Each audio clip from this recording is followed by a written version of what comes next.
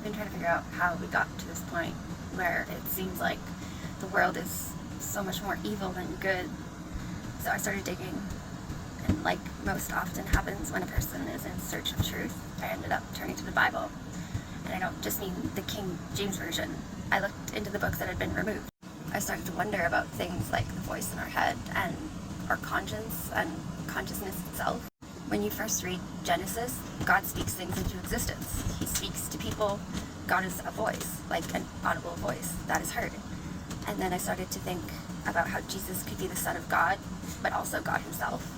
That's when I realized that God is the voice, the Creator, the Father. Jesus is the body. He came here in the flesh, and the Holy Spirit is the voice inside of all of us. Once I started to see things this way, I started to wonder about the Tower of Babylon, and instead of imagining a tower built up so high that it reaches the heavens, what if the tower is simply instructions of the downfall of man? It's been a slow motion demolition of truth, identity, and morality. Step one was the rise of radical individualism. If it feels good, do it. Starting in the mid-20th century, Western culture began shifting away from duty, family, and faith toward personal freedom above all else. This meant that divorce became normal, sexual liberation took hold, moral boundaries were called judgmental, and self became God.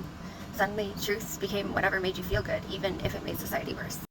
Step two was the medicalization of identity. If you don't like who you are, change it.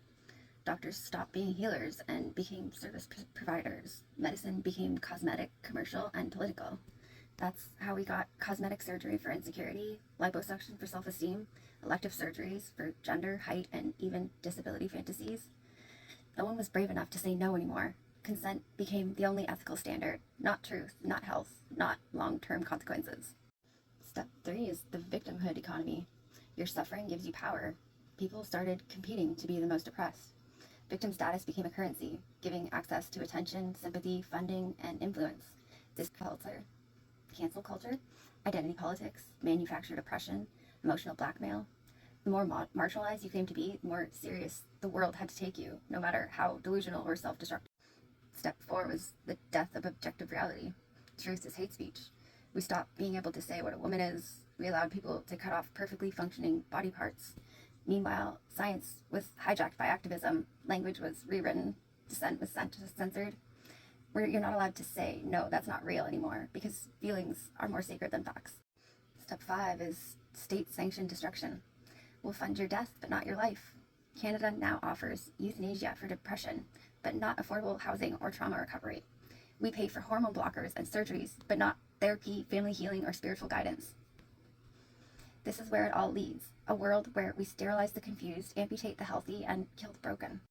I really, really think that it's time that us Christians ask ourselves, is this a world that God would be proud of, or a world that the devil would be proud of? Because I don't think God would be very proud of us.